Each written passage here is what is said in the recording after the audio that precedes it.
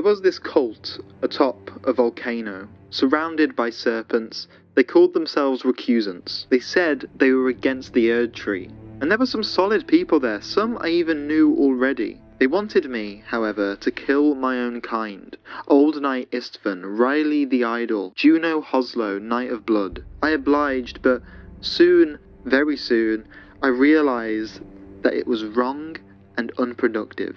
And then, to top it all off, they sent me to be devoured by their leader. But I don't think they realised just how strong my willpower was. I think they underestimated me. They were fucking with the wrong Tarnished.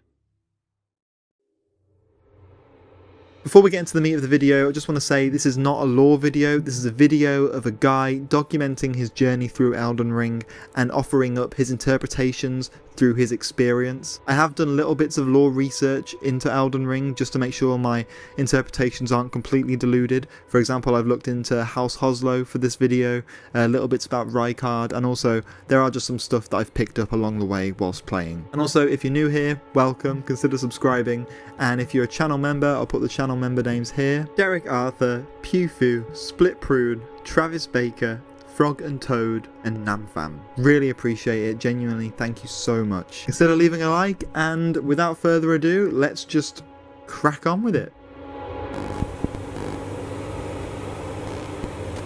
My first experience with Volcano Manor was coming across Rya at Liurnia of the Lakes. I've talked about this in a previous video, but I'm just going to recap it quickly. She said that I would really suit this Volcano Manor, and at the time I thought, this is really cool, this looks interesting, but I have no idea where Volcano Manor is, so I'm not going to pursue it just yet, but it was in my head, it was in the back of my mind a lot. And you know, it's a classic cult tactic. You get a young person out there to go and big up someone and then bring them in, and it's like, you know, it's convincing people. And usually they do it with vulnerable people, but we'll get to that in a minute. But you know, as soon as I got to Volcano Manor, I very quickly realised that it kind of was a cult, but I was interested in Volcano Manor, and at first I did kind of fuck with them because they were very anti-authoritarian.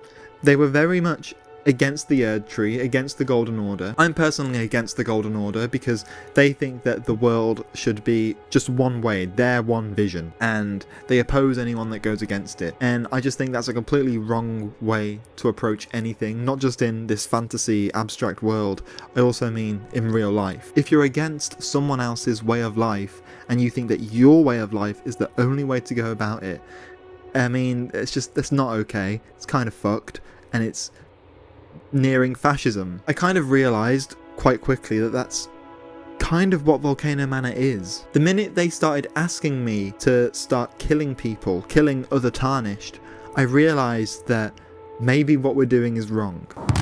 Are we the baddies? I said in a previous video that by getting the Tarnished to fight each other, pitting them against each other, it's incredibly unproductive, and in real life that's what a lot of major figures do. They pit people who are really similar against each other in order to spread hate and spread division so that the people on top will ultimately win. And in the case of Volcano Manor, you are pitting Tarnished against each other, but in the end the only people that are going to win are the massive demigods, or the god devourer serpent, which we're getting ahead of ourselves, we'll get to that in a minute. I just kind of realised this infighting that you've got going on, trying to get us all to kill each other and fight and just rename ourselves recusants, it's not beneficial, it's not going to get us anywhere. But I would say at the same time, the Golden Order, it doesn't work either. That's just another way of controlling people and putting people into a box, making sure everything fits their vision perfectly. It doesn't work. As I said at the beginning, I met quite a lot of nice people. I say nice, like Bernahl. He's not nice, but he's kind of sound, you know, we're mates.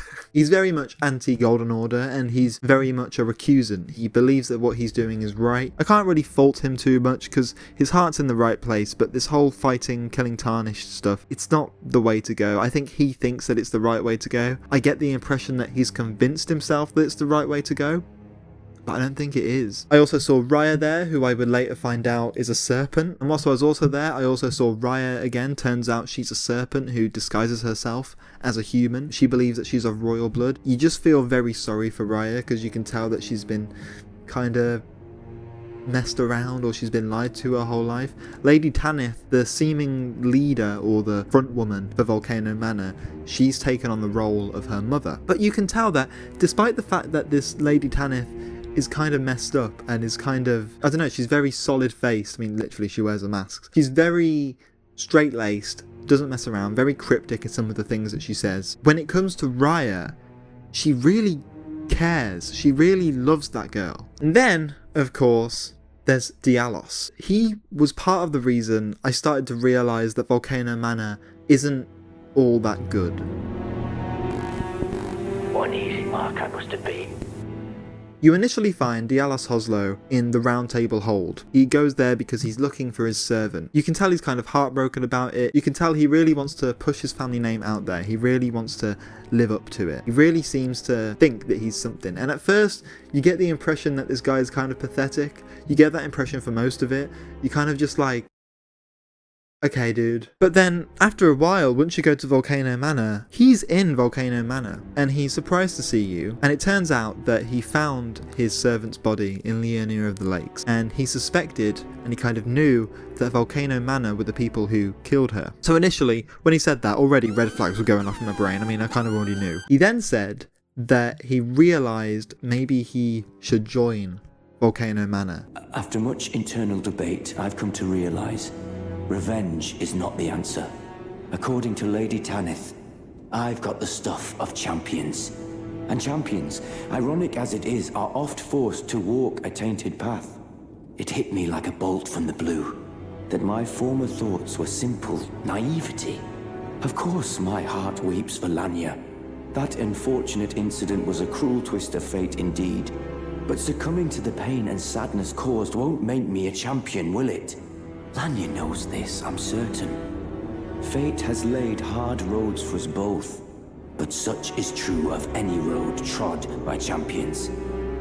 And it goes back to what I said earlier, because when you find him in Volcano Manor, he just seems different than he did in Round Table Hold. He seems more solemn. He thought that he should join them, but I got the impression that they saw this vulnerable man who had just lost someone close to him. He's a bit, I don't want to use the word weak-minded. He seems to talk the talk a lot more than he walks the walk. He doesn't seem to be a man of action. He seems to be a man who says all of this stuff about his family, but in the end he doesn't do loads. And as the story progresses, he starts to get sadder and sadder, and he starts to realise that maybe what he was doing at Volcano Manor wasn't the best thing to do. In fact, he starts spiralling a bit. He starts to get really in his head about it.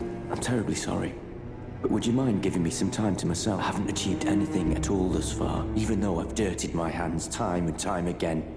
I'm still yet to achieve anything. Perhaps I am a fool after all. No, it's worse than that.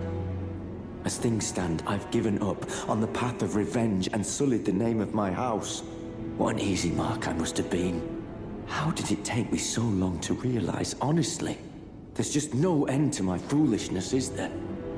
After I had done a few contracts for Volcano Manor, I really started to feel for him, and it started to remind me a bit of myself. Sometimes with me, I don't know if I've got what it takes to do the right thing. I don't know if I'm really up to the challenge of whatever it is that I've got to do. And it also kind of reminded me, and bear with me on this, have you ever taken a job and you had this gut feeling that it wasn't that great, and you could see the red flags, but you kind of wanted to ignore them because you need money and you think that this is the career that you're going to do? Well, that's kind of what I experience with things. The reason I'm not working in a super big corporate job anymore is because when I was working there, I started to realise that this wasn't for me, that I didn't enjoy it, that a lot of the stuff that I was doing was against my principles and the stuff that I believe in. Like, I don't care about maximising shareholder value or making sure a bunch of companies get a lot of recognition for stuff that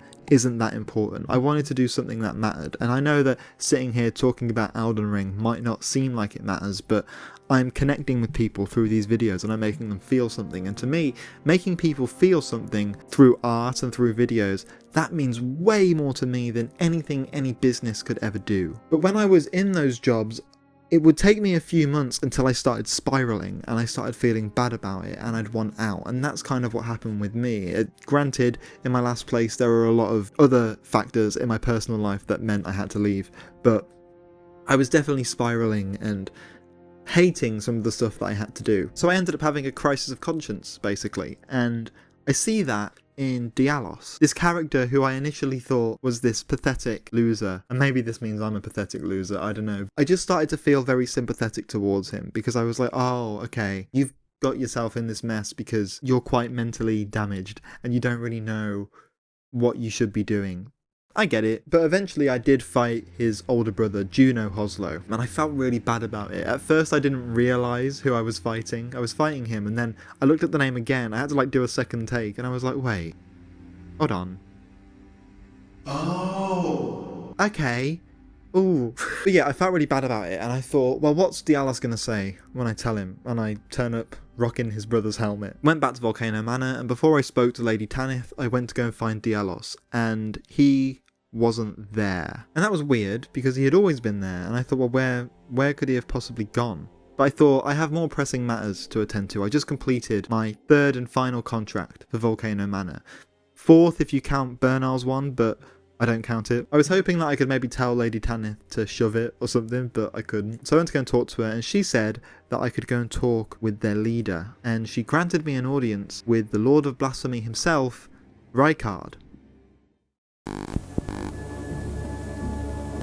They're gonna feel pretty stupid when they find out. Find out what?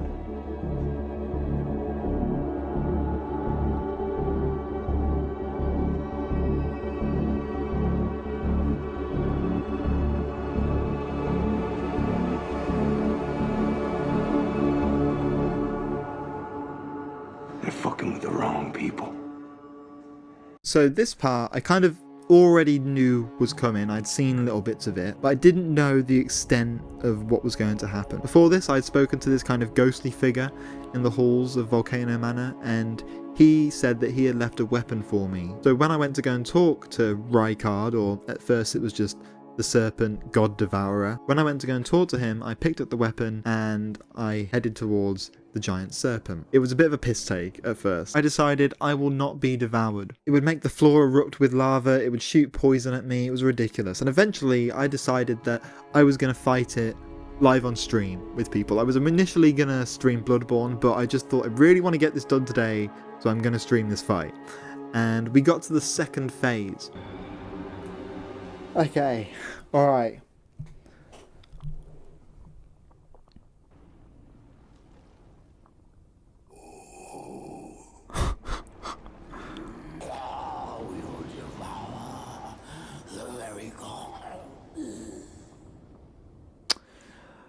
Oh, Rykard. I was kind of blown away by what I was watching. This thing, this serpent, had shown its face, and it turned out to be Rykard, and I just genuinely thought, this is what you get, man.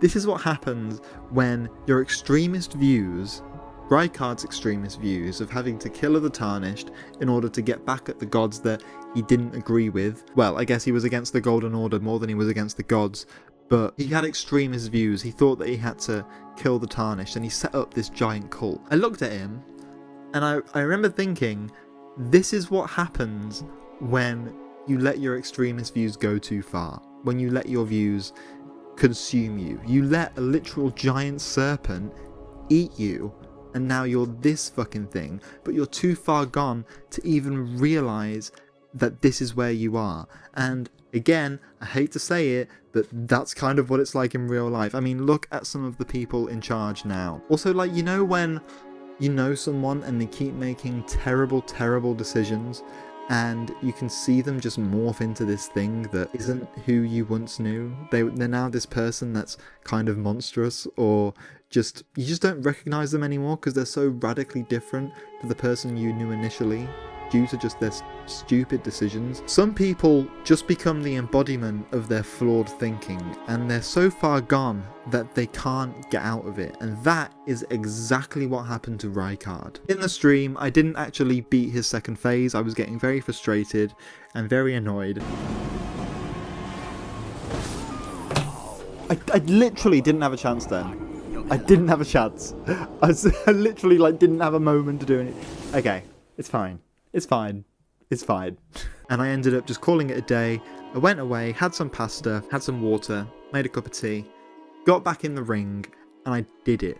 I beat the fucker. Genuinely, when I beat him, my heart was pounding so hard. I haven't felt my heart pound like that for a long time, because it was like, it was the end of this era, the end of this journey with Volcano Manor. I just genuinely felt so much elation as to what happened. And I had all these thoughts racing through me.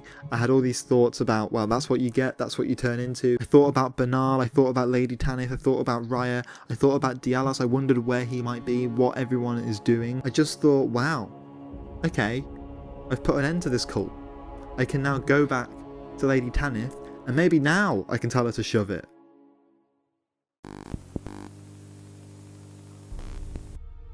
I spoke to Lady Tanith, and I could not tell her to shove it. She basically said that I did the right thing and that she was gonna go away, go somewhere else. And I just thought, what a coward. You're not even gonna live up to your own convictions. Wow, brilliant. Okay, so you're just gonna leave. Been a part of this, now you're just gonna leave. She was just completely devoid of accountability, so, you know, what do you expect? I also wondered where Raya was, and I don't know, maybe you can tell me in the comments, because I couldn't find her, but I hope she's okay. I hope she left Volcano Manor and did something with herself. Maybe I'll find her later on down the line, but I haven't found her anywhere. Bernahl is still doing his thing. He's still sat there. He said that I did the right thing, that I'm strong, that we are full-on recusants.